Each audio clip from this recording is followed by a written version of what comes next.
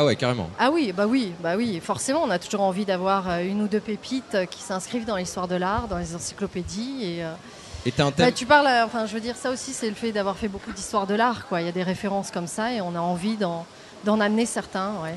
Et tu as un thème particulier, une approche artistique que tu défends en particulier, ou c'est coup de cœur sur les artistes? Pour l'instant, c'est des artistes français.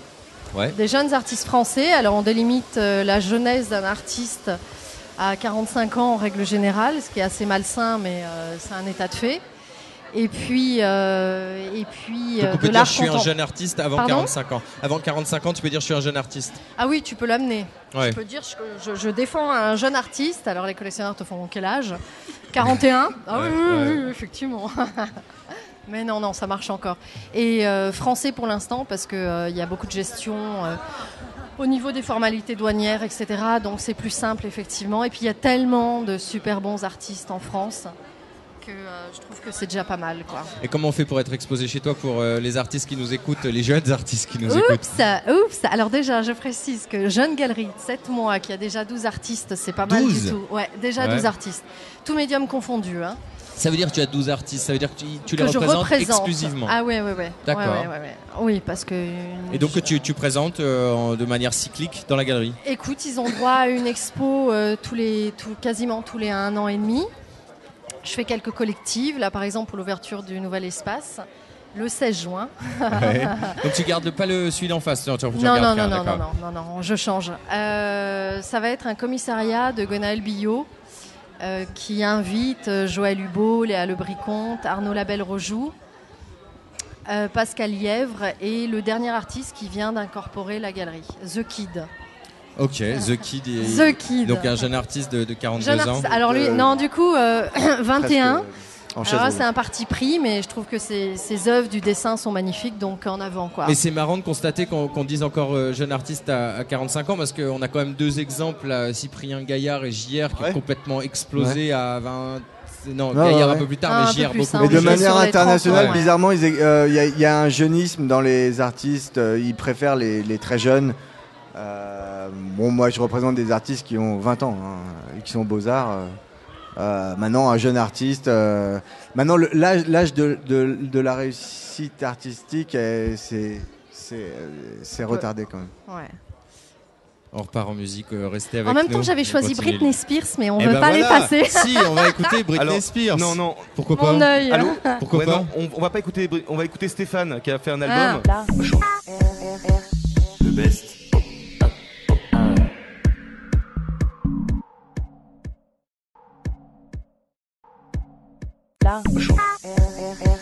Le best. De retour rue Chapon. Des gens, il y a quelqu'un qui a un toc ici qui fait des bruits forts. Voilà, c'est peut-être dû à l'excès de bière, et je vous rappelle que l'abus d'alcool est dangereux pour la santé. De retour dans cette chambre air 42 avec Stéphane et Anouk, 2 amis voisins galéristes.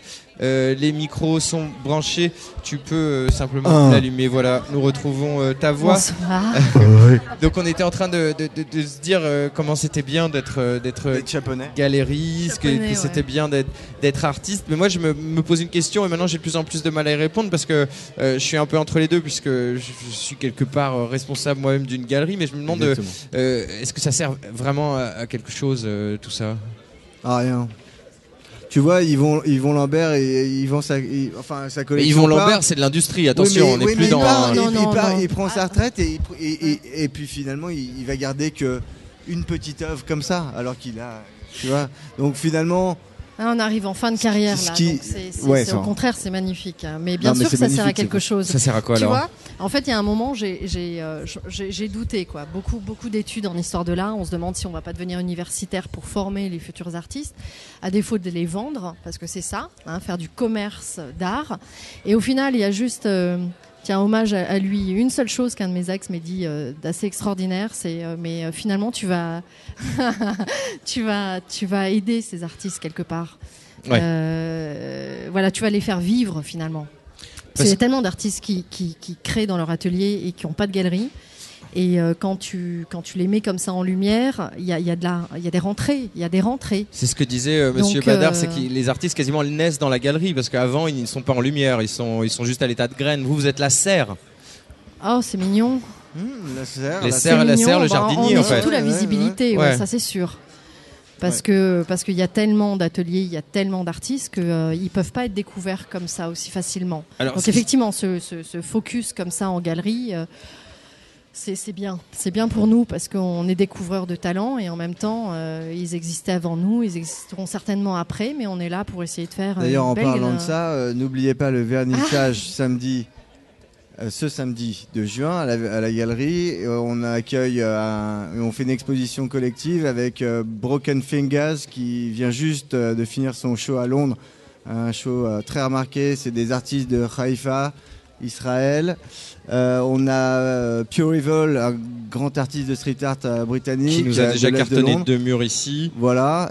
Et Pascal Legras, un très très bon artiste depuis les années 80 qui a fréquenté Keith Haring, Basquiat, qui est un grand nom du post-pop art et il est français. Voilà. Alors c'est intéressant. Tu fais pas trop de street art toi, Anouk? Non. Non, pas trop. Non. Photo, peinture, dessin. Ouais. Et installation là. Alors j'ai 2 choses avant de revenir sur le street art. Je vais commencer par la première. Aujourd'hui, avec ces histoires de crise économique, il y a une valeur. Enfin, l'art devient une valeur refuge. C'est assez intéressant. Ouais. Et du coup, la valeur des œuvres monte et se diversifie. Ouais, et du coup, vous avez un rôle encore plus important à jouer, quoi. Enfin, le marché, je dirais, est mûr. Enfin, qu'est-ce qu'on pourrait dire sur le marché? Moi, je mets un petit veto. Hein. Vas-y. L'art est une valeur refuge à partir d'un certain montant. Ouais. Défendant des jeunes artistes, c'est pas une valeur refuge. Et ça, Stéphane, tu peux pas dire. Si, ça l'est. Moi, si. Ah.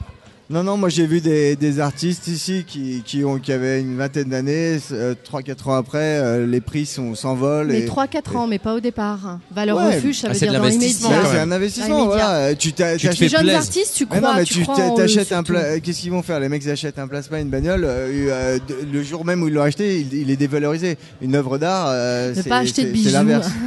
Acheter de l'art. Acheter de l'art, ouais. Mais arrêter les plasmas. C'est comme avoir du design chez soi, c'est une sorte de progression Moi, je suis anti-design. Enfin, je veux dire, avoir du mobilier qui coûte un peu cher, d'avoir une pièce d'œuvre, une pièce chez toi. Voilà, vaut mieux une œuvre signée qui est pas forcément, voilà, une œuvre signée qui est un meuble Ikea, c'est pas le même prix, mais pas forcément. Quand le jour de sa création, c'est pas les prix sont pas fous non plus. Très bien, Stéphane, est-ce que tu peux rester avec nous parce que j'aimerais continuer à parler du street art. Plus précisément, fantastique. Non mais tout à l'heure, parce qu'on a Camilo qui est avec nous, qui est accessoirement une légende du skate et qui s'est mis à la photo. Il a un réel amour pour la rue. J'aimerais qu'on discute ensemble. Il m'a fait un clin d'œil. Camilo arrive tout à l'heure pour nous parler de son travail qui est déjà exposé au fond du Chapon Rouge. Rejoignez-nous pour découvrir ses photos au 60 de la rue Chapon. Alors Pascal Legras qui va exposer ce week-end là, à partir de samedi, il a fait quelque chose sur un pneu là. Et il vient de le faire. Il est parti parce qu'il est timide, mais il y a quelqu'un qui a le cul dessus. Très bien, donc on en parle tout à l'heure, c'est le street art avec Stéphane. Stéphane, on parlera street art tout à l'heure avec Camilo, reste avec nous. Anouk, je crois qu'il y a des gens qui attendent devant ta galerie, peut-être que tu viens de rater des clients, je serais désolé. Dépêche-toi. Et merci, on reparle ensemble. Et puis on rappelle que le 16 juin, tu ouvres donc au 47 rue Chapon. Rue Chapon, génial. Il va y avoir une belle fête et vous êtes tous conviés. Très bien, tu peux déborder sur notre terrasse si tu en as besoin. Le best.